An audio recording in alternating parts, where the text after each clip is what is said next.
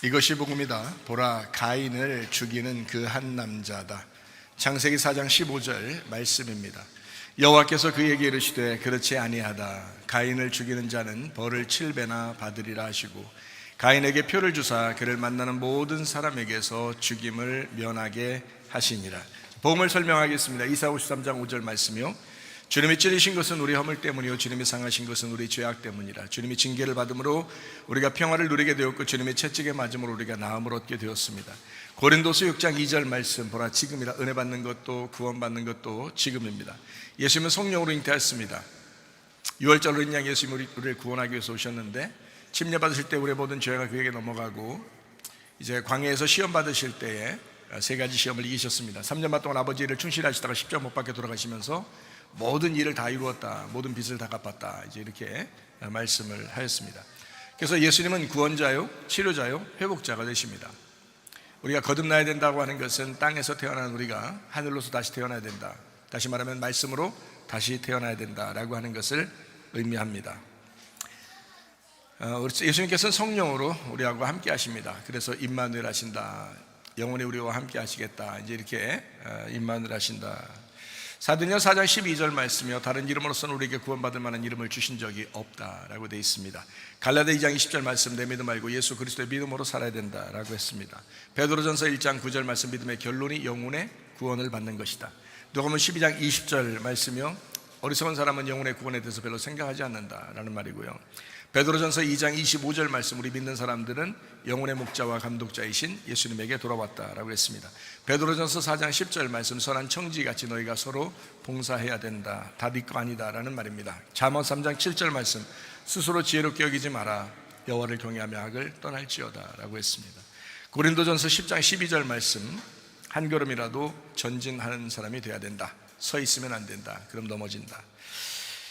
베드로전서 1장 17절 말씀에 나그네로 된 너희들 두려움으로 하나님 앞에 살아야 된다라는 말이고요. 베드로전서 4장 7절 말씀, 만물의 마지막이 가까웠으니까 정신 차려라. 베드로전서 5장 8절 말씀, 우는 사자같이 마귀가 삼킬 자를 찾고 돌아다닌다. 야고보 4장 7절 말씀, 그러니까 너희는 마귀를 대적하라, 그럼 마귀가 너희를 피하게 될 것이다.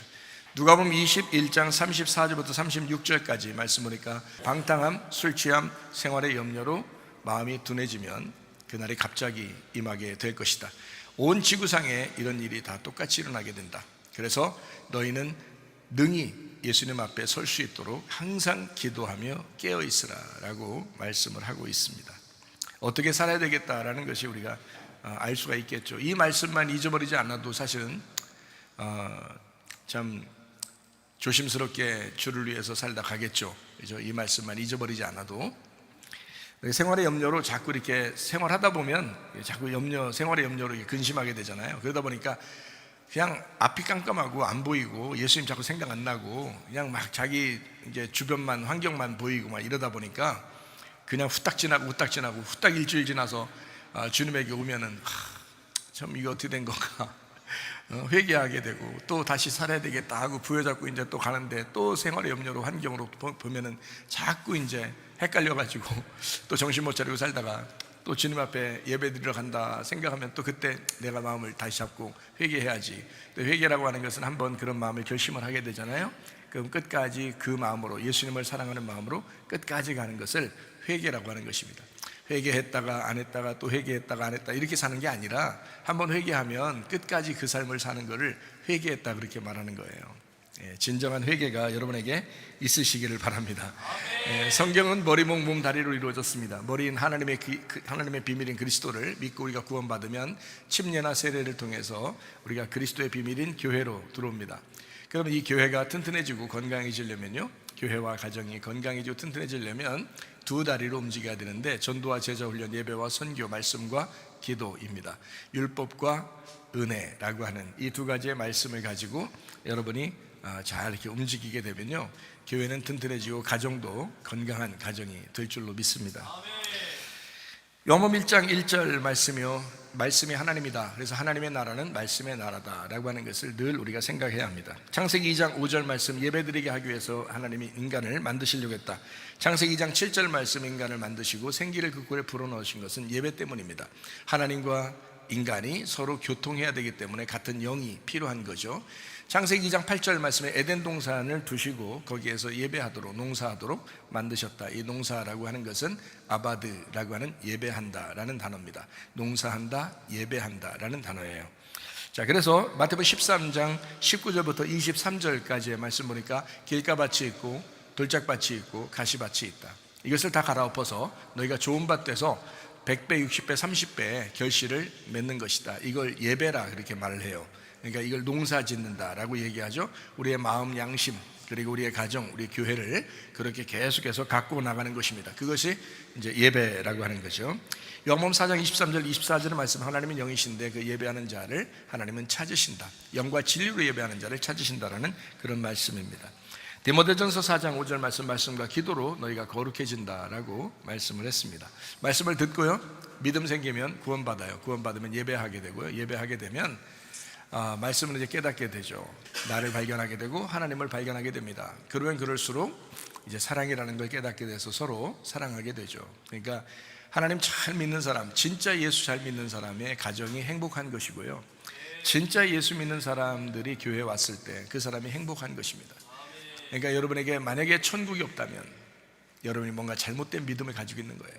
여러분 안에 천국이 없다면, 그 하나님이 여러분 속에 안 계시다면 뭔가 잘못된 믿음을 가지고 있는 거라. 그래서 마음에 평강이 있는가를 늘 점검하시고, 내가 정말 행복한가? 내가 정말 마음에 평안이 있는가? 내 마음에 여유가 있는가? 내가 주님의 심정을 가졌는가? 라고 하는 것을 늘 점검하시기를 바랍니다. 요한복음 8장 32절 말씀, 진리를 알지니 진리가 너희를 자유롭게 하리라 라고 되어 있습니다. 죄가 있으면요, 억압돼 가지고 자유롭지 못합니다. 죄는 어떤 거냐? 요한복음 16장 9절 말씀에 죄라고 하는 것은 너희가 나를 믿지 않는 것이다, 예수님을 믿지 않는 것이 죄다 라고 하는 것이 요한복음 16장 9절에 나와 있는 말씀입니다. 요한복음 17장 3절의 말씀에 보니까 영생은 뭐냐, 그럼 하나님과 예수 그리스도를 아는 것이다 라고 되어 있습니다. 이 아는 것은 기노스코라는 헬라어 단어인데요, 이게 히브리 말로는 야다입니다. 이 야다라고 하는 것은 그냥 머리로 안다는 뜻이 아닙니다. 이것은요, 경험을 통해서 몸과 마음으로, 가슴으로 아는 것을 말합니다. 그렇게 예수님을 아는 것이 영생하는 것이다 라고 이야기한 것입니다. 여러분, 주님을 경험하셔야 합니다. 그냥 여러분이 주님 말씀을 들었다고 해서 끝나는 것이 아니라 진짜 주님을 여러분 가슴 속에 경험하셔야 돼요. 그것이 아는 것입니다. 남편과 아내가 아는 것보다 훨씬 더 강력한 그 알미 여러분에게 있어야 그것을 영생한다, 구원한다. 예수 그리스도가 여러분에게 영생 되시기를 바랍니다. 영원한 생명 되신 예수님, 그가 구원자예요, 회복자예요, 치료자예요. 여러분에게 좋은 것을 주려고 하는 것이지, 예수님이 여러분에게 나쁜 거 주려고 하시겠어요? 그렇지 않아요. 저는 인생에서 굉장히 어려움을 많이 당했습니다. 슬픔도 있었고 고통도 있었고 참 죄 가운데 있었고 힘들었습니다. 저는 아버지가 목사님이기 때문에 저는 어릴 때부터 목사가 되기로 결심해서, 제가 목사가 되기로 결심한 것은 우리 아버지가 꿈을 꿨는데 어떤 그 무지개가 있는데 제가 그 무지개를 가리키더랍니다, 제 아버지 꿈에. 그래서 얘가 뭔가 주의 종이 되겠구나라고 그때부터 이제 생각하셨대요. 그리고 어머니한테 말씀하셨다고 그럽니다. 근데 제가 초등학교 2학년 때 대전에 오게 됐는데요, 대전에 오면서 바로 제가 이제 예수님이 십자가 못 박혀 돌아가시면서 피를 뚝뚝 흘리는 거를 제가 보고 그 예수님의 피를 닦아드려야 되겠다 해서 그때부터 주의 종 되기로 결심해서 한 번도 변한 적이 없어요. 그러니까 목사가 돼야 되겠다 하고서 목사가 되려고 했는데 아버지가 나의 샘플인 거죠. 아버지를 내가 따라가야 되겠다 이렇게 생각을 했는데, 아버지가 이제 어느 날 한번 저에게 이런 말씀을 하셔요. 자기가 이제 그 부활절 날 기도를 하고 있는데, 앞에 강단 앞에서 기도를 하고 있는데 강단 위에서 이렇게 천군 천사가 예수님과 함께 그 백마 타고 그 천군 천사가 모두 흰 옷을 입고 쫙 오더랍니다. 이렇게 쫙 재림하시는 그 모습을 이렇게 아버지가 목격을 하고, 실제로 그냥 기도하면서 그냥 눈 뜬 상태로 이걸 막 보니까 이제 아주 휘황찬란하고 너무 황홀했다, 이제 이런 얘기를 이제 하신 적이 있어요.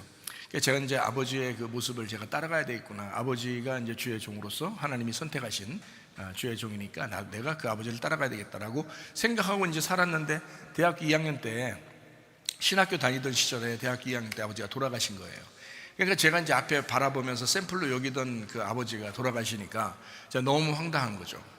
진짜 이게 뭔가, 이거 뭐 아무것도 못하겠구나. 진짜 막 힘이 다 빠지고 아무것도 못하겠고, 앞에 바라보던 아버지 그 샘플이 없어지니까 나로서는 이제 막 절망이었습니다. 그래서 진짜 죽고 싶은 심정을 가지고 이렇게 살았는데, 그 이후로 이상하게 아버지가 돌아가시고 나니까 이게 울타리가 이제 없어진 거예요. 울타리가 없어지니까 제가 이제 방종하게 되고 이제 맘대로 살게 되고 이렇게 한 거죠. 만약에 아버지가 살아계셨다면 저는 아마 고지곳대로 올바르게 올곧게 아마 살았을 겁니다. 그냥 뭐 벗어나지 않고 아버지 밑에서 그냥 계속 그 울타리 안에 살았을 거예요.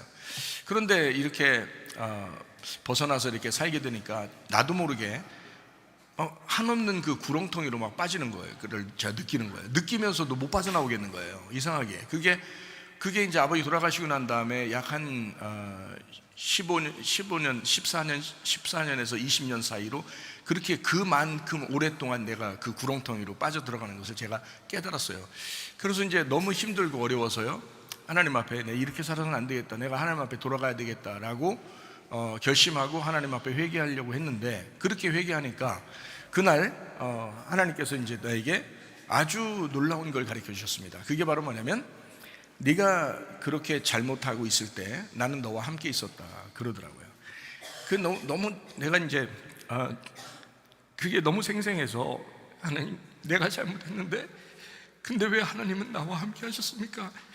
근데 그게 성경이었어요. 성경이었는데 하나님이 너와 함께 하고 있었다.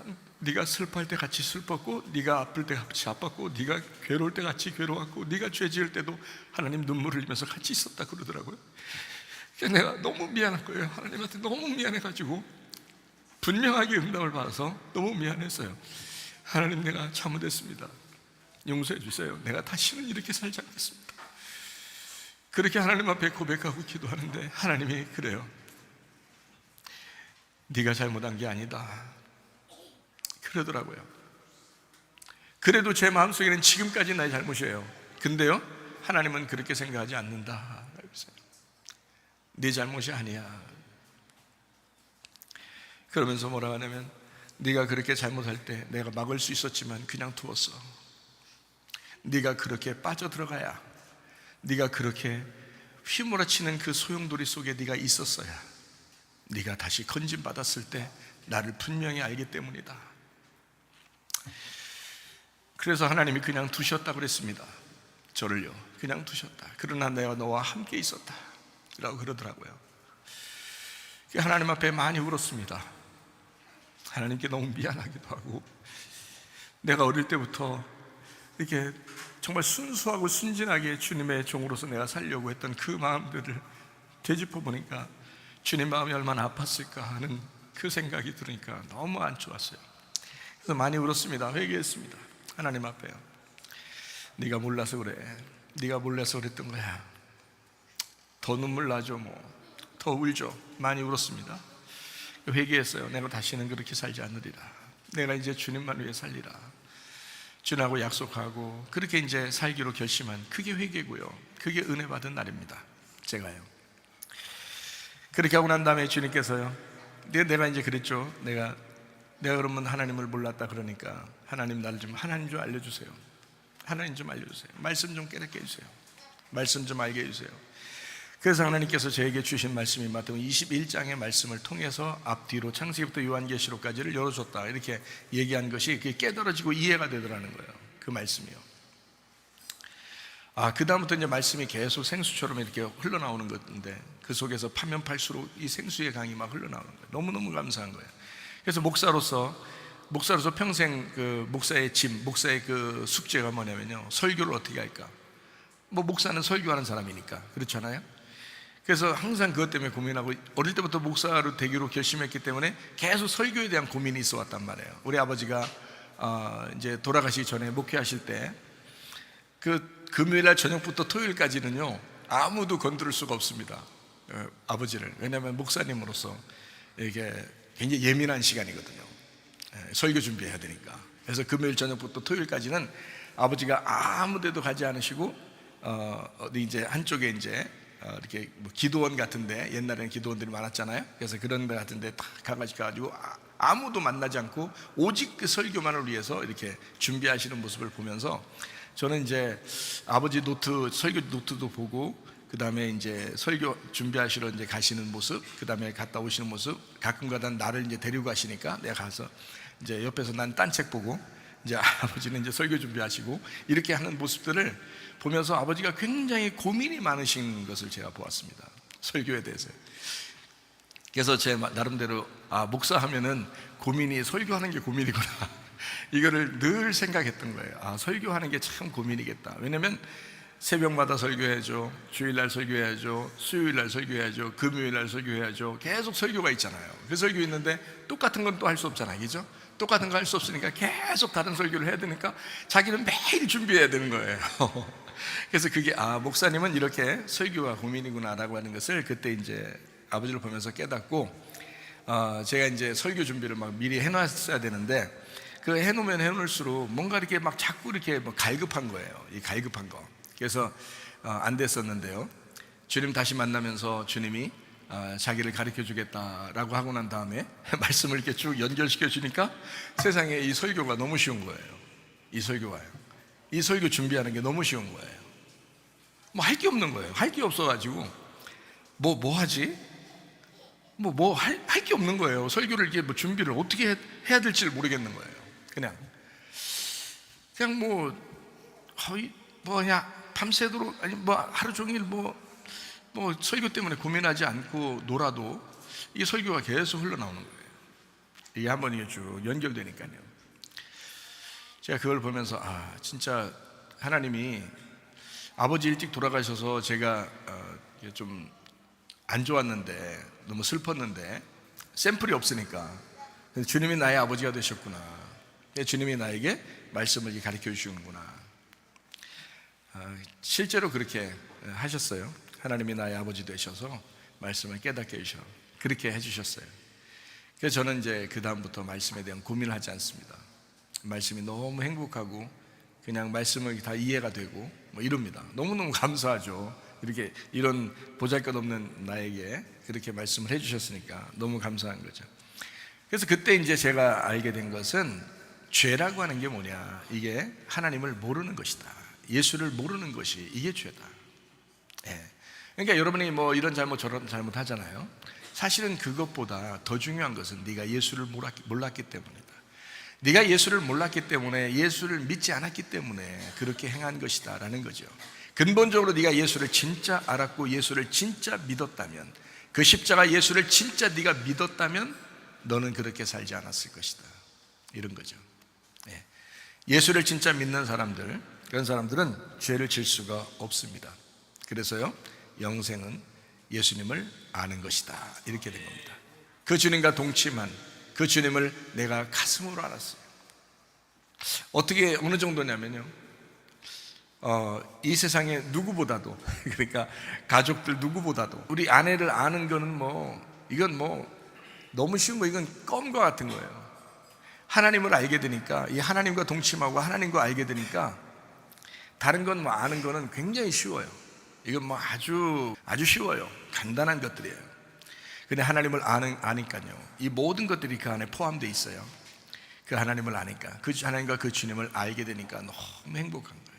동침을 하는, 주님과 동침. 이런 걸 아는 거라 그러는구나, 이런 걸 성경에 보면 아는 거라 그러는구나. 이게 주님을 내가 마음과 몸으로 경험하는 걸 얘기하는 거구나. 내가 주님을 진짜 경험하는, 이런 사실들이 사실 여러분에게도 필요합니다. 목사가 여러분에게 설교했다고 여러분 은혜 받는 게 아니에요. 여러분이 주님을 만나셔야 은혜 받는 것입니다. 주님을 만나야 돼요. 예수를 경험하셔야 된단 말이에요. 그러니까 여러분 기도하셔야 되고요, 하나님 말씀을 읽으셔야 합니다. 설교 말씀도 물론 들으셔야 되고요. 그래서 설교 말씀 왜 듣냐면 들어야 이해가 되거든요. 이 말씀이 이해가 되니까 여러분이 읽은 것을 이해시켜 주잖아요. 그러니까 이해하는 것이 참 중요하네. 이해가 뭘 이해시켜 주냐면 하나님의 눈물을, 하나님의 마음을 이해시켜 주는 거예요. 그게 제가 할 일이고, 여러분은 그 주님을, 그 마음을 만나야 돼요. 그 눈물을 만나셔야 된다고. 그래야 구원받은 거라고요. 그러니까 구원받는 사람이 진짜 많지 않죠. 진짜 주님을 경험하는 사람이, 진짜 죽었다 일어나지 않으면 구원받기 어렵고요, 진짜 죽어가는 사람 아니면 구원받기 어렵습니다. 자기 힘을 가지고 자기 능력 가지고 자기가 교만하고 자기 잘난 맛에 이렇게 사는 사람들은 구원받기가 쉽지 않아요. 오히려 지금 죽어가는 사람들, 중환자실에 있는 사람들, 아주 많이 아프고 문제거리가 너무 심해서 가슴이 터질 것 같은 사람들, 이런 사람들은 주님 만나기가 쉽습니다. 오히려 주님 만나기가 쉬워요. 그러게 여러분, 어떤 마음을 가지셔야 되는지 이제 아시겠죠? 주님을 경험하시기를 바랍니다. 창세기 4장 15절 말씀입니다. 여호와께서 그에게 이르시되 그렇지 아니하다. 가인을 죽이는 자는 벌을 7배나 받으리라 하시고 가인에게 표를 주사 그를 만나는 모든 사람에게서 죽임을 면하게 하시니라 라고 되어 있습니다. 자, 우리 간단하게 한번 설명하고 또 이어나가도록 그렇게 하겠습니다. 성경은 형 동생으로 이루어졌습니다. 그래서 형을 구원하려고 쓴 책, 이것이 성경이다. 첫 아담을 구원하려고 쓴 책이 성경이다 라고 했죠. 가인을 구원하려고 쓴 책이 성경이다 라고 기준을 그렇게 잡고서 성경을 봐야 되는 겁니다. 사람들이 그 기준을 모르면 마치 자기가 아벨과 같은 사람처럼 생각이 되고요, 자기가 셋과 같은 사람처럼 생각이 된다는 겁니다. 그러면 가인을 멀리하게 돼요. 왜냐하면 가인이 나쁜 사람처럼 생각되니까. 그래서 가인을 뒤로 하고 아벨이나 셋이라고 자기를 생각하기 쉽습니다. 그러면 성경을 완전히 착각한 것입니다. 여러분과 제가 이 성경에 가인이 나오는 것은 가인이 나였구나 라고 하는 것을 빨리 깨달아야 되는 거예요. 그걸 빨리 깨달아야 된다. 자, 창세기 4장 1절, 아담이 그의 아내 하와 동침하며 하와가 임신하여 가인을 낳고 이르되 내가 여호와로 말미암아 등남하였다. 카나 이쉬, 뭐라고요? 바로 세우기 위해서 조성하고 획득하고 소유해서 가축 돌보도록 가르치고 시기심을 유발하는 남자다. 그래서 시기심을 갖는 거예요. 그게 가인이란 말이에요. 자, 선악과 먹고 낳은 첫 아들입니다. 이게요, 가인이.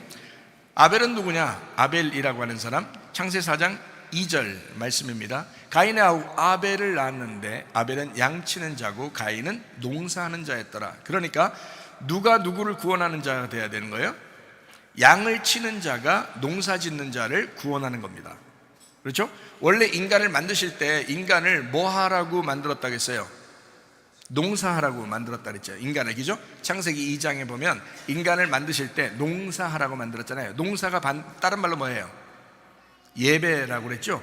그러니까 예배하는 겁니다. 그러니까 가인의 예배는 노력의 예배예요. 농사 짓는 거니까. 우리는 노력하는 예배를 드리잖아요. 그런데 아벨의 예배는 노력이 아니라 대신 죽는 예배예요. 그러니까 양이 대신 죽는 거란 말이에요. 그러면서 예배가 끝난 거예요, 그냥. 그러니까 그 양이 자기 대신 죽으면 그거로 끝나는 예배, 아주 간단한 예배예요. 그죠? 근데 가인은 자기가 계속 노력해서 가는 예배를 드린다 그래요. 그죠? 아벨은 노력하는 예배가 아니라 그냥 양만 잡으면 끝나는 거예요. 아주 쉬운 얘기죠. 그죠? 우리가 구원받는 것은 우리가 노력해서 구원받아요? 믿음으로 구원받아요? 믿음으로 구원받는 것입니다.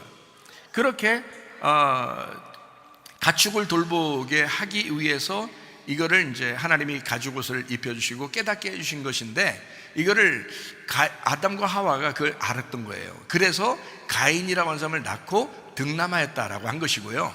그 등남했던 이 가인은 반드시 아벨을 통해서 배웠어야 되는 거란 말이에요. 아벨을 통해서. 왜냐면 아벨이 양을 치는 자잖아요. 그래서 그를 통해서 배웠어야 된다는 거죠. 그러니까 농사 짓는 여러분과 저는 아벨이라는 예수 그리스도, 목자 되신 예수님을 통해서 우리가 깨달아야 된다는 거죠. 그렇죠? 이게 가인과 아벨의 이제 형제 모습입니다. 자, 그래서 아벨이라고 하는 사람은 덧없다, 수증기, 텅 빈 공허, 이렇게 완전히 있지만 사라지는 걸 얘기하는 거예요. 있지만 사라져야 하는, 그게 누구예요? 나 때문에 사라지시는 예수님을 의미하는 겁니다. 나 때문에 죽으시는 예수님. 그래서 가인과 아벨은 같은 거고, 아벨은 죽어야 할 가인을 얘기하는 겁니다. 자, 이해가 되시죠? 그래서 가인과 아벨은 같은 거다. 아벨은 죽어야 할 가인이라 이 말이에요. 근데 가인을 죽일 수 없죠. 자, 여러분과 저를 죽일 수 없으니까 누가 대신 죽어요? 예수님이 죽으시죠.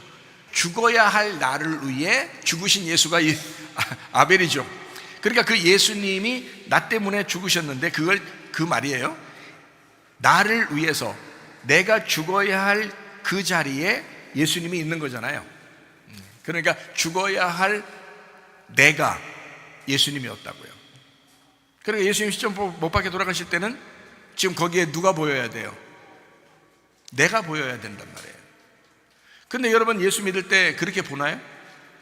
그렇게 안 봐요. 그렇게 안 보니까 구원받기 어려운 거예요, 사람들이. 왜 그러냐면 그게 예수가 보이는 게 아니라 내가 보여야 된단 말이에요. 그게, 그죠? 그 십자가의 죽음이 바로 내가 보여야 내가 죽는 거죠. 내가 죽어야 구원받는 거잖아요. 내가 죽어야 부활하는 거잖아요. 이해가 되셔요? 내가 죽어야, 내가 회개하고 내가 죽어야 은혜를 받는 건데 그걸 생각 안 하고 예수님이 나를 위해 죽으셨대, 끝. 은혜를 베푸셨대, 끝. 그분이 참 좋으신 분이야, 끝. 나를 구원하셨대, 끝. 이렇게 하면 자기가 죽으려고 하진 않는단 말이에요. 자기가 죽으려고 하진 않는다고. 사람들이 그 죽음이 바로 내가 보여야 된단 말이에요. 내가 죽어야 할 그 자리, 예수가 죽는 그 모습이 내 모습이어야 된다. 그래야 구원이잖아요. 내가 죽지도 않았는데 무슨 구원해요? 내가 죽지도 않았는데 어떻게 부활해요? 생각해 보세요. 그래서 예수님이 그러는 거예요. 아주 정확하게 얘기하는 복음이죠. 네가 날 따라오려면 자기 부인하고 십자가 지고 따라와. 죽음이에요. 죽어서 와야 되는 곳이야. 그 말이죠. 죽어서 와야 되는 건데 교회 다니는 사람들이 다 뭐라 그래요? 죽기를 싫어해요. 죽기를 싫어해요. 다 잘 되려고만 합니다. 이건 하나님을 진짜 믿는 게 아니라 가짜 하나님을 믿는 거예요. 자기가 죽으려고 하는 게 아니라 죽이는 자가 되고 자기가 잘 되려고 하는 성공을 위해서 하나님을 이용한 자잖아요. 그건 바알 숭배라고 했잖아요. 그건 바알 숭배, 아세라 목상을 섬기는 그런 자기의 풍요를 위해서 하나님이라는 이름을 이용한 거란 말이에요. 이거 아주 우상 숭배입니다. 이거 아주 음란한 것이고 음행이고 탐욕적인 거란 말이에요. 여러분과 제가 진짜 하나님을 믿으시기를 바랍니다. 진짜 하나님을 믿는다고 하는 것은 내가 죽는 것을 의미하는 거예요. 내가 예수와 함께 죽는 것을 의미하는 거라고. 그게 진짜 하나님을 믿는 거라고요. 가짜 하나님을 믿으면서 사람들이 자기가 하나님 믿는다고 생각했어요. 그래서 요한복음 8장에 유대인들이나 바리새인들 보고 예수님 뭐라 그래요? 너희가 믿는 하나님은 마귀다라고 한 거예요. 너희가 믿는 하나님은 마귀야. 너희는 잘못 짚었어. 하나님을 믿는 게 아니라 마귀를 믿으면서 하나님 믿는다고 얘기했던 거야 라고 예수님 굉장히 단호하게 말씀하십니다. 가늠한 여자를 죽이려고 했던 그 바리새인들, 유대인들을 예수님은 그렇게 평가했어요. 오히려 가늠한 여자가 구원받을 만한 사람이다. 자기가 완전히 다 벌겨벗겨졌잖아. 예수님이 다시 옷 입혀주면 되는 거예요. 그럼 구원이에요. 근데 바리새인들이나 유대인들은 구원받을 기회가 없는 거예요. 왜? 다른 하나님을 믿고 있었던 거예요. 자기가 잘 되고 자기는 정죄하고 자기가 다른 사람을 비판하고 자기가 성공하고 이러면 하나님이 축복하신 거라고 생각한 거죠. 여러분 교회 다니면서도 그런 생각 많이 하지 않습니까? 어느 사람 옆에 사람 잘 되는 거 보면은 저 사람 축복받았는가 봐. 자기가 좀 안 되는 것 같으면 하나님 우리 가정을 버리셨나? 하나님 우리 가정을 좀 미워하는 거 아닌가? 하나님 우리 가정을 좀 뭔가 하나님 응답도 없고 좀 뭔가 좀 우리 가정을 좀 이렇게 내버려 두신 거 아닌가? 뭐 이렇게 하는 사람이 한둘입니까? 근데 그걸 통해서 하나님 앞에 올 수 있도록, 만약에 내가 잘못을 했을 때 하나님이 그거를 순간적으로 막았으면 잘못 안 했을 겁니다. 그죠? 근데 그걸 그당 뒀으면 그냥 소용돌 속에 빠져들어가고요, 구렁텅이 속에 빠져, 누구나 마찬가지예요. 그렇게 빠져는 하나님은 그대로 두십니다. 그 속에서 건져내기를 원하시고 거기서 하나님 앞에 부르짖고 울부짖고 하나님 앞에 하나님 살려달라고 하기를 원하셨던 거잖아요, 이 말이에요. 그런 하나님, 그러면서 하나님께서 2배의 축복을 주신다 이거예요. 우리 아버지가 설교하느라고 얼마나 고생 많이 했겠어요. 근데 이 목사는, 최 목사는 설교 걱정 안 하고 산다. 하나님이 그렇게 축복을 해주셨다. 그러면 이게, 저는 아버지를 잃어버렸지만, 이 땅의 아버지를 잃어버렸지만 진짜 하늘 아버지를 내가 얻었잖아요. 하늘 아버지를 얻었잖아요. 내 평생 죽을 때까지 말씀이 끊이지 않는 말씀들을 주신다고요. 그러니 저에게는 참 어떤 게 더 좋으냐라고 했을 때 정말 하나님 감사합니다. 하나님 감사합니다. 나를 목사를 세우신 것이 하나님의 뜻이었고 하나님께서 이렇게 나를 살게 하시니 감사합니다. 참 놀라운 겁니다. 하나님 살아계셔서 하나님의 뜻을 알려주시고 하나님의 뜻 가운데 내가 살아갈 수 있도록, 이것만큼 좋은 영적 축복이 어디 있어요? 그러니까 여러분 어려움 당하잖아요. 감사하시기 바랍니다. 그걸 통해서 여러분을 반드시 회복시키시고 만들어 가실 것입니다. 그게 오히려 축복이라 이 말이에요. 그게 오히려 축복이다. 이걸 알으셔야지. 모르면 순전히 이 세상의 물질적인 축복, 이 세상에 그것들 주시는 그런 풍요로운 축복, 이런 순 교회 나와서 마귀 숭배하고 교회 나와서 바알 숭배하는 그런 사람들이 돼버린다고요. 진짜 하나님을 섬기시길 바랍니다. 진짜 하나님은요, 여러분을 섬기십니다. 여러분에게 예배하십니다. 여러분을 찾으십니다. 영과 진리의 예배를 드리라고 하시는 겁니다. 우리 하나님이요. 자, 그렇게 아벨은 죽어야 할 가인이었다. 예수 그리스도는 죽어야 할 나였다. 이해가 되시겠죠? 예, 그렇게 성경은 되어 있더라. 창세기 4장 14절 말씀입니다. 주께서 오늘 지면에 나를 쫓아내시온즉 내가 주의 낯을 배웁지 못하리니 내가 땅에서 피하며 유리하는 자가 될지라 무릇 나를 만나는 자마다 나를 죽이겠나이다. 맞자 나를 발견하여 만나는 자가 하라그 때려서 죽여버릴 것이다 라고 하는 그런 말씀입니다. 나를 죽이기 위해서 오는 남자, 이씨, 가인, 나를 만나서 죽이는 나 자신, 나를 만나서 죽이려고 하는 율법, 나를 만나서 죽여야만 그 직성이 풀리는 예수, 그 자가, 그 예수가, 그 아담이, 그 첫 아담이, 그 아벨이 내가 죽어야 할 그것을 기억나게 해서 나를 결국 죽일 것이다, 이런 말입니다. 근데 하나님의 마음은 달랐어요. 하나님의 마음은 그런 마음이 아니었어요. 가인은 그렇게 생각을 했습니다. 율법은 그런 거예요. 율법은요, 반드시 죄인을 정죄합니다. 그리고 심판합니다. 그게 율법이에요. 가인이라고 하는 사람은 율법적인 생각을 한 거예요. 내가 이렇게 죄를 지었으니, 내가 동생을 죽였으니 반드시 그가 찾아와 나를 죽일 것이다 라고 생각했습니다. 그것이 율법이고 올바른 얘기였죠. 올바른 얘기. 그러나 주님의 마음을 잘 몰랐다. 주님의 마음은 어떤 마음이냐? 그런 너의 율법적인 올바른 마음을 덮어주시는 하나님, 그거를 덮어주고 넘어가시는 하나님, 그게 은혜라고 하는 것을 몰랐다. 가인은 몰랐다. 그래서 창세기 4장 15절 말씀, 가인을 죽이는 그 한 남자가 누구냐라고 하는 것을 정확하게 설명을 합니다.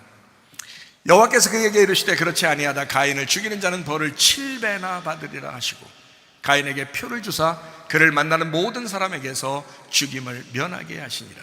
가인을 죽이는 그 한 남자 벌을 7배나 받을 수 있도록 만들었다. 7배로 죄의 값을 받으신 분 예수님. 왜 벌을 그렇게 그 죄를 지면 벌을 받게 되어 있냐면 그게 율법이니까 그래요. 이런 율법을 무시하고 예수님이 오시는 게 아니에요. 율법 가운데 주님이 오신 거예요. 십자가를 지신 것은 율법 때문입니다.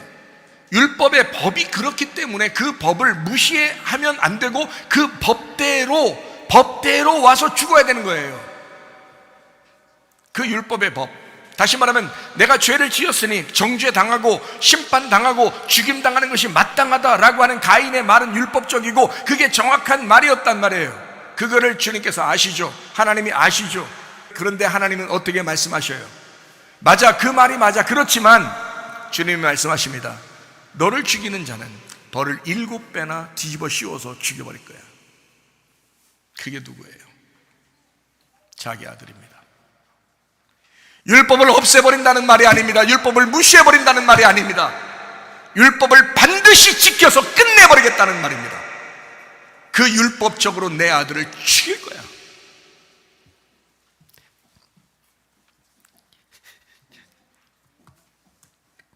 네가 감당하는 게 아니야. 네가 감당하는 게 아니야. 내가 내 아들을 죽여서 그 율법을 완성할 거야. 내가 내 아들을 죽여서 너의 율법을 완성할 거야. 너 죽지 않도록 네가 죽어야 마땅하지만 그게 성경의 법이고 율법이지만 내 아들을 죽임으로써 그 율법을 완성할 거야. 그 율법을 끝낼 거야. 하나님의 눈물입니다. 가인 같은 살인자 죄인된 나를 살리기 위해서 하나님이 직접 아들로 오시겠다. 이런 말이죠. 아들이 갚아야 할 빚을 아버지가 대신 갚는 겁니다. 아들이 빚이 있는데 아버지가 그것을 아들이 그 빚 때문에 아주 힘들어한다면 아버지가 행복하겠습니까?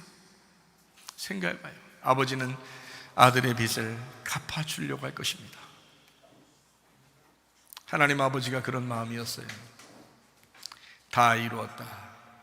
내가 빚을 다 갚았다. 내가 너의 빚을 다 갚았다. 다시 말하면 네가 죽어야 할 그 죽음을 내가 다 갚았다.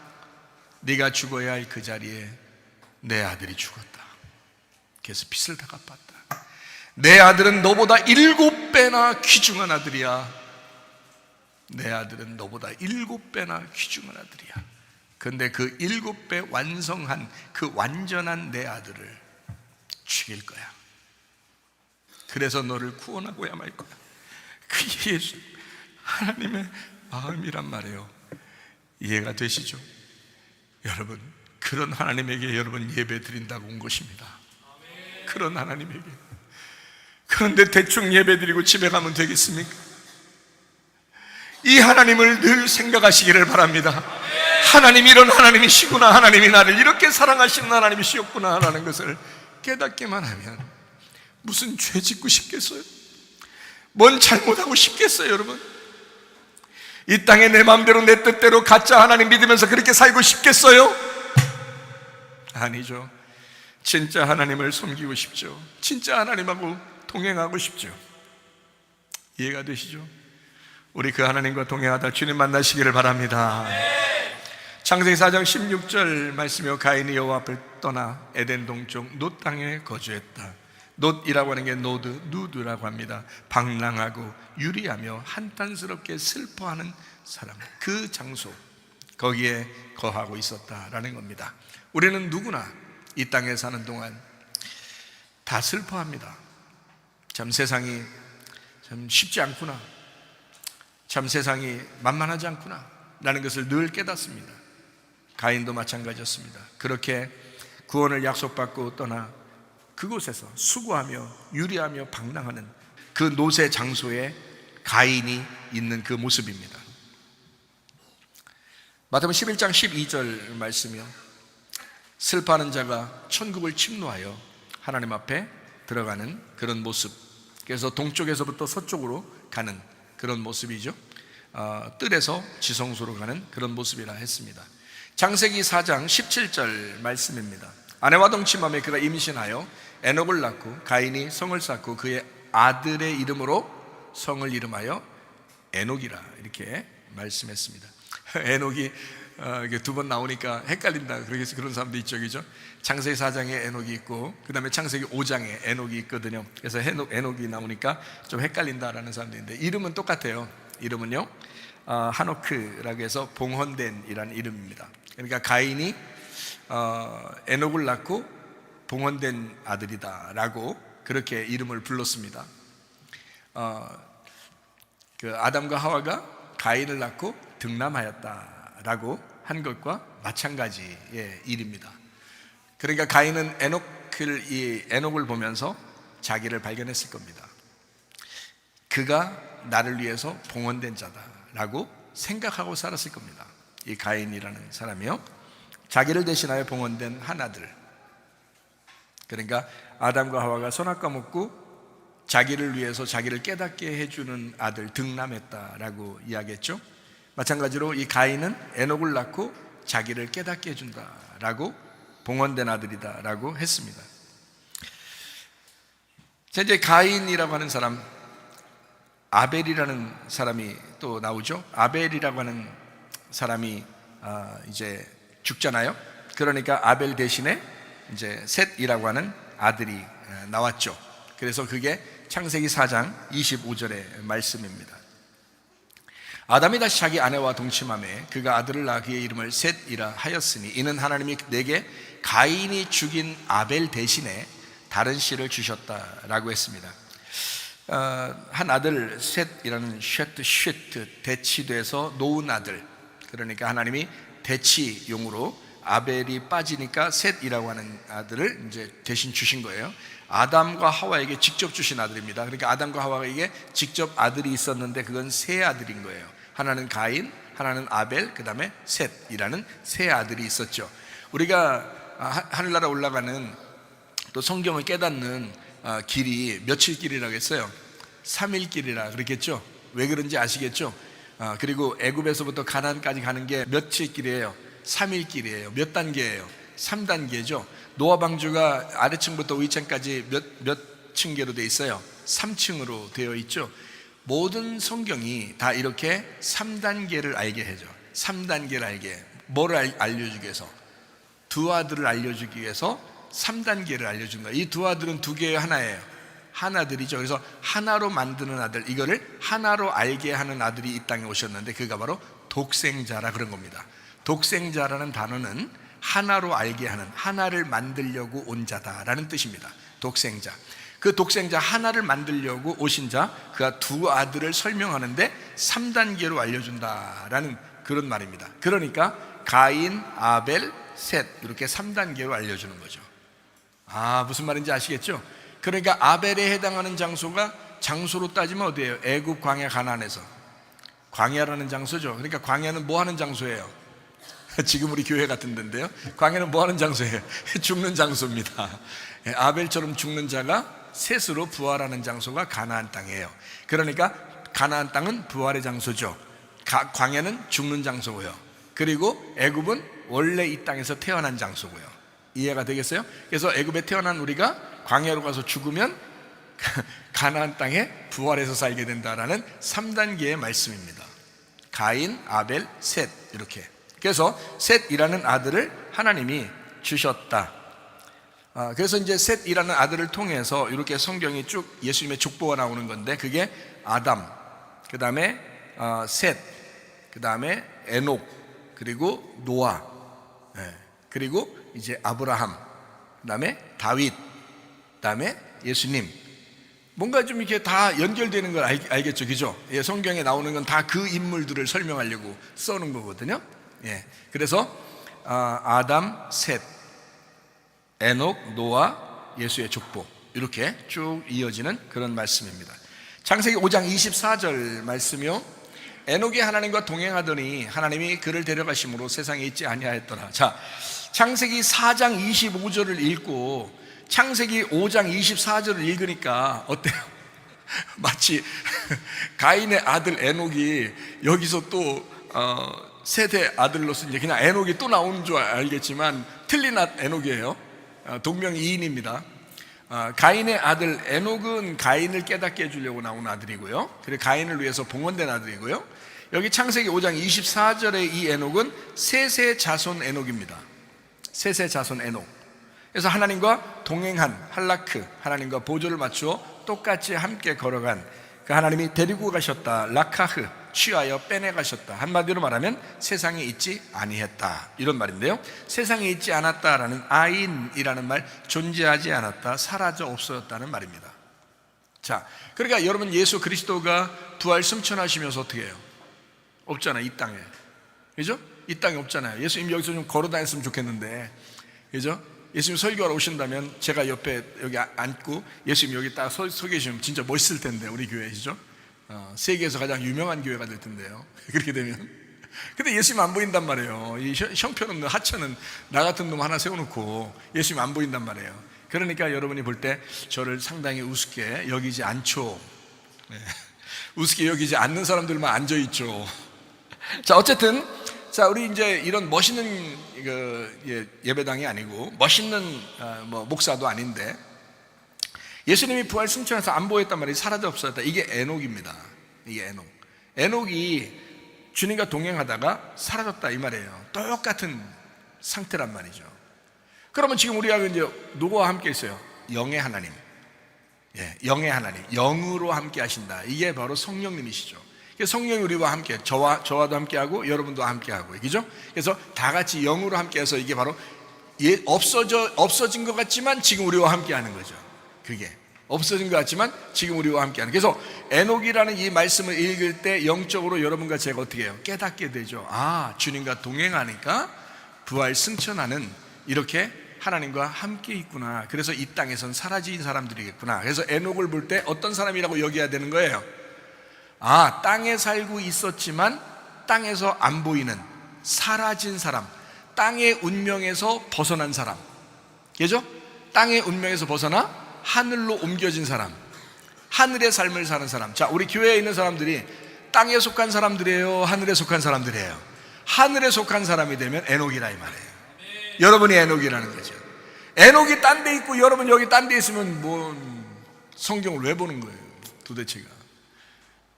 에녹이 딴 데 있는 게 아니라 여러분 내가 에녹이 돼야 된다는 거죠.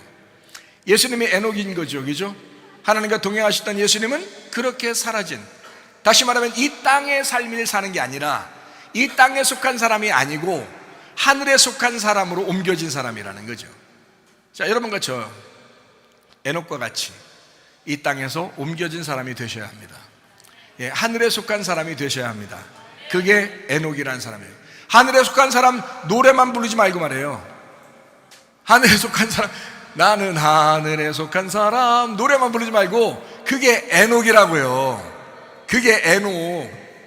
그러면 여러분과 저는 지금 이 시간에 우리는 에녹이 되셔야 된다 이 말이야. 요한복음 19장 30절 말씀에 예수님은 십자가 달려 돌아가시면서 다 이루었다, 다른 말로 말하면 뭐예요? 에녹이 되었다, 진짜 에녹이 되었다 이 말이거든요. 다 이루었다. 어떻게 됐다는 얘기예요? 에녹이라는 이름이 뭐라겠어요? 봉헌되었다 그러잖아요. 예수님 어떻게 해야지 봉헌되는 거예요? 예, 제물로 죽어야 봉헌되잖아요. 그러니까 예수님이 다 이뤘다라고 한 건 내가 지금 어떻게 됐다? 예, 봉헌되었다 이 말이에요. 자, 너희를 위해서, 가인이라는 너를 살리기 위해서 내가 봉헌되었다. 7배나 내가 죄를 뒤집어 쓰고 갔다. 너를 위해서. 너를 위해서 7배나 내가 죄를 뒤집어 쓰고 가는 거다. 내가 봉헌되었다. 예수의 죽음으로 죽을 예수의 생이 끝났다. 다른 말로 말하면 나의 생이 끝났다 이 말이에요. 아벨은 죽어야 할 가인을 말하잖아요, 그죠? 봉헌된 예수 그리스도, 그 에녹과 같은 그 예수 그리스도, 나를 위해서 봉헌되신 그 주님은 죽어야 할 나의 모습이라는 거예요. 그러니까 나의 인생은 끝난 거다. 예수가 십자가 못 박혀 돌아가신 사실을 정확하게 깨달은 사람은요 완전히 봉헌된 사람입니다. 예수를 확실하게 십자가를 깨달은 사람들은 내 생이 끝난 거구나. 내가 예수를 다시 만나기 위해서 주님 만나면서 주님이 나에게 네 죄가 아니야, 네가 몰라서 그랬던 거야, 이제 나를 알려줄게, 내가 너를 깨닫게 해줄게, 말씀을 알려줄게 하면서 그 말씀을 열어줄 때요 내 생은 끝난 겁니다. 이 세상에 나의 생은 끝난 거란 말이에요. 그걸 회개라고 그러고요, 그걸 은혜 받았다고 그러고요, 그걸 진짜 구원이라고 말하고요, 그거를 하늘의 운명을 가진 하늘에 속한 사람이 되었다라는 말입니다. 여러분과 제가 이런 사람 되셔야 합니다. 봉헌된 사람, 하늘에 속한 사람, 땅에 속한 사람이 아니라 땅의 운명을 벗어버린 사람, 그리스도 예수의 사람, 진짜 구원받은 사람, 여러분과 제가 되셔야 합니다. 하나님은 우리를 구원하기 위해서 안달나신 분이라겠죠. 회복시키려고 안달나신 분이라겠죠. 치료하시려고 안달나신 분이라겠죠. 하나님 너무 서운하게 생각하지 마세요. 하나님 반드시 여러분을 훈련시키시고 반드시 그 문제 가운데서도 여러분을 반드시 건지시려고 하는 그런 하나님이십니다. 하나님은 선하신 하나님이에요. 결국에는 좋은 것으로 갚아주시는 하나님이에요. 그런 평안의 하나님, 그런 평강의 하나님을 만나시기를 바랍니다. 창세기 4장 5절 말씀입니다. 창세기 4장 5절 말씀. 가인과 그의 재물은 받지 아니하신지라 가인이 몹시 분하여 안색이 변했다. 누가복음 15장 28절 말씀이요. 누가복음 15장 28절 말씀. 그가 노하여 들어가고자 하지 아니하였거늘 아버지가 나와서 권한대. 형이 화났단 말이에요. 누가복음 15장 얘기죠. 근데 창세기 4장에는 형이라는 가인이 화났단 말이에요. 그죠? 그러니까 누가복음 15장의 이야기와 창세기 4장의 이야기는 같은 내용이라는 거죠. 그렇죠? 그러니까 누가복음 15장에서도 동생이 죽어야 되는 거예요. 창세기 4장에 아벨이 죽은 것처럼 누가복음 15장에서도 동생이 죽어야 된단 말이죠. 그러니까 누가복음 15장이 어떤 식으로 이어졌는지 창세기하고 비교하면서 보면, 창세기 4장 8절에 가인이 그의 아우 아벨에게 말하여 그들이 들에 있을 때에 가인이 그의 아우 아벨을 쳐 죽이니라. 형은 죽이는 자요 동생은 죽는 자였다. 창세기 4장 9절 말씀이요, 여호와께서 가인에게 이르시되. 자, 그 전까지는 하나님이 안 나타났어요. 아벨을 죽이고 나니까 그때 하나님이 나타나시는 겁니다. 나타나서 네 아우 아벨이 어디 있느냐. 그가 이르되 내가 알지 못하나이다. 하나님 말씀 잘 모르겠습니다, 이 말입니다. 하나님 말씀 뭔지 잘 모르겠습니다, 이 말이에요. 내가 내 아우를 지키는 자입니까? 내가 어떻게 합니까? 내 아우가 어디 있는지. 그런데 하나님이 이렇게 물어보실 때는 지금 아벨을 깨닫느냐, 네가 지금 아벨을 알겠느냐, 아벨이 누군지 알겠느냐, 이런 말이에요. 아벨이 누군지 알겠느냐, 아벨이 왜 있는지 알겠느냐. 가인아, 네 아우 아벨이 어디 있느냐, 너는 지금 알고 있느냐, 너는 내 말을 이해하느냐, 내 말을 깨닫느냐, 네 아우 아벨이 어디 있느냐. 자, 말씀을 깨닫고 있겠느냐, 깨닫느냐, 알겠느냐, 너 예수 어디 있냐. 너를 구원하기 위해서 동생이 왔는데, 너를 구원하려고 아벨이 있는 건데, 너 아벨 이제 알겠니? 아벨 어디 있냐. 아벨을 좀 알아야 되는데 아벨이 어딘지 아냐? 이런 말이잖아요. 누가복음 15장 30절 말씀이요, 아버지 살림을 창기들과 함께 삼켜버린 이 아들이 돌아오매 이를 위하여 살찐 송아지를 잡으셨나이다. 창기들과 놀아난 아버지의 아들이 돌아왔어요. 그러니까 아버지의 아들이라고 한 걸 보니까 자기 형제라고 생각하기가 어려웠던 겁니다. 형제라고 해야 한 배에서 태어난 건데, 그래야 같은 동생이 나고 내가 동생인데 라고 생각을 해야 되는데, 창기들하고 놀아난 아버지의 아들, 그러니까 아버지의 아들이고 나도 아버지의 아들이고 이 동생도 아버지의 아들이다. 그러니까 아버지의 아들 이렇게 둘로 나누어서 봤단 말이에요. 성경을 둘로 나누어서 봤다. 창세기 4장 11절 말씀, 땅이 그 입을 벌려 내 손에서부터 네 아우의 피를 받았은즉 네가 땅에서 저주를 받는다 라고 했습니다. 그래서 땅이 바뀐 겁니다. 여러분 마음의 밭이 바뀐 거잖아요. 길, 돌, 가시밭으로 바뀐 겁니다. 이렇게 요거를 이제 갈아엎는 예배를 통해서 좋은 밭으로 이제, 그래야 하나님의 아들 예수가 씨를 심죠. 그죠? 씨가 심겨지죠. 그래서 우리는 수고하는 겁니다. 계속 농사지면서 수고하는 거예요. 이렇게 이 땅에 살아가는 그 자체가 수고라고 했잖아요. 이 땅에 사는 게 마냥 행복한 거 아닙니다. 다 수고로운 겁니다. 이렇게 살아가고 있죠. 누가복음 15장 25절 말씀이요, 맏아들은 밭에 있다가 돌아와 집에 가까이 왔을 때 풍악과 춤추는 소리를 듣고 라겠습니다. 큰아들은 들에 있었다. 농사하는 자는 얘기입니다. 가인하고 똑같죠. 가인도 농사하는 자였고 이 큰아들도 농사하는 자였다. 그죠? 네, 같은 농사하는 자잖아요. 농사하는 자는 죽어야 할 아벨이 필요한 거거든요. 그러니까 동생이 돌아왔을 때 굉장히 흐뭇하고 기뻐했어야 되는 거란 말이에요. 이해가 돼요? 그죠? 그런데 그걸 몰랐단 말이에요. 못 깨달은 거야. 이 형이 그걸 못 깨달은 거야. 안타깝게도. 여러분과 저는 깨달으니까 너무 좋은데, 근데 이 형은 그때 못 깨달았던 거예요. 참, 그런 안타깝죠?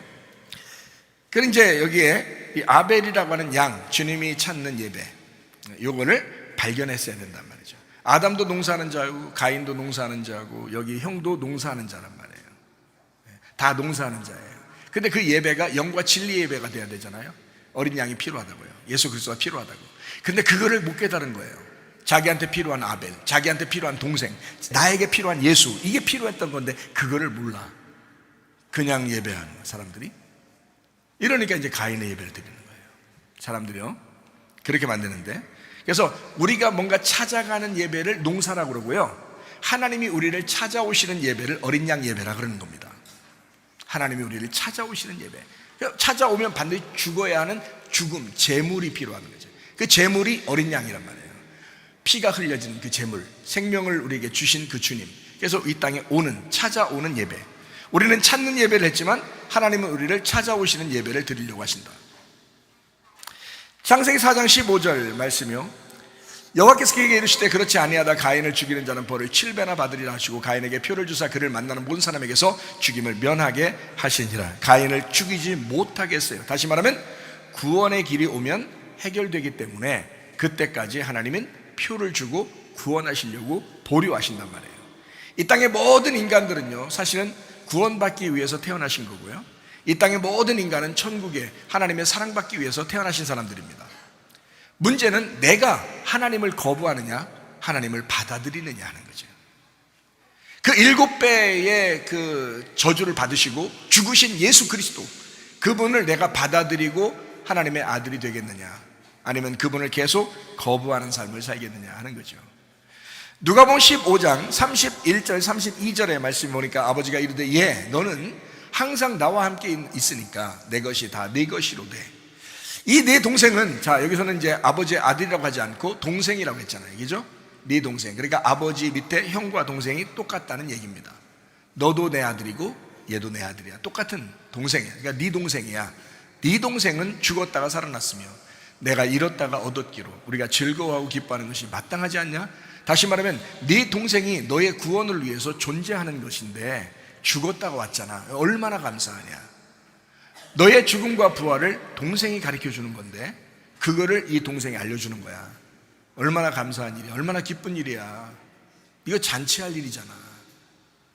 우리 마음속에서 일어나는 일이니까 이거 잔치하는 일이잖아 라는 그런 말이에요. 다시 말하면 아버지 마음을 이해해라.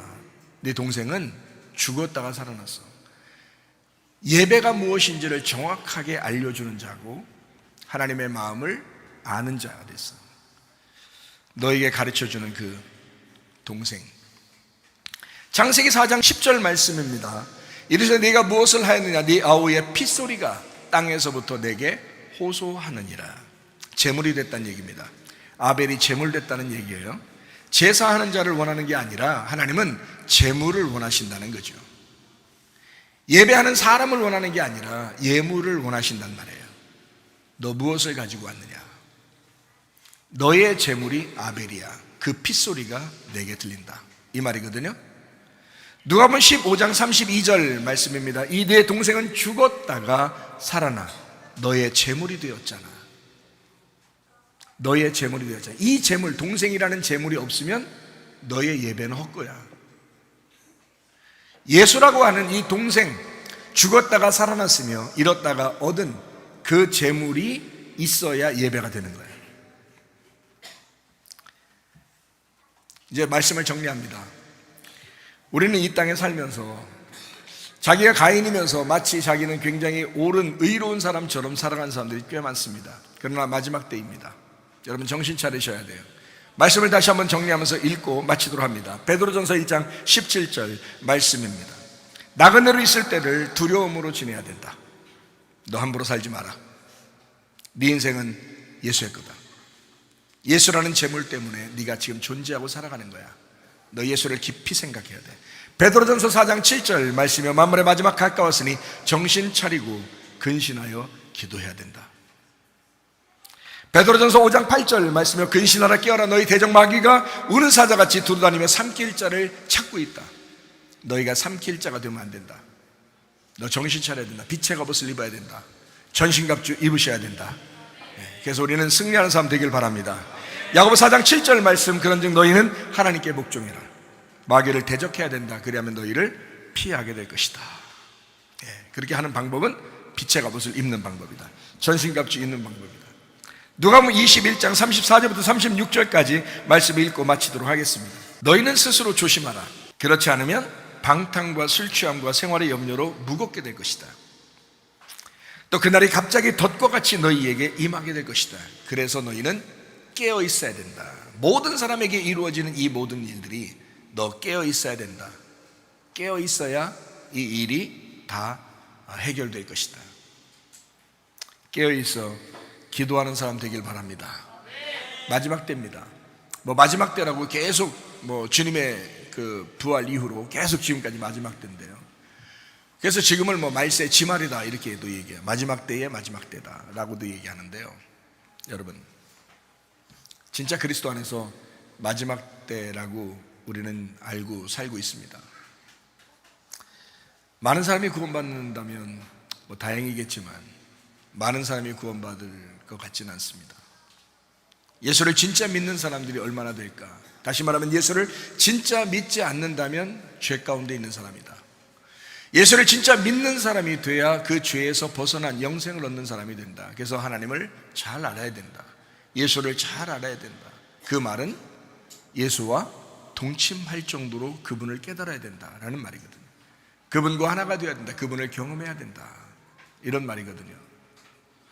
그러면 그것이 굉장히 낮은, 그러니까 그 퍼센트가 좀 낮은 거예요.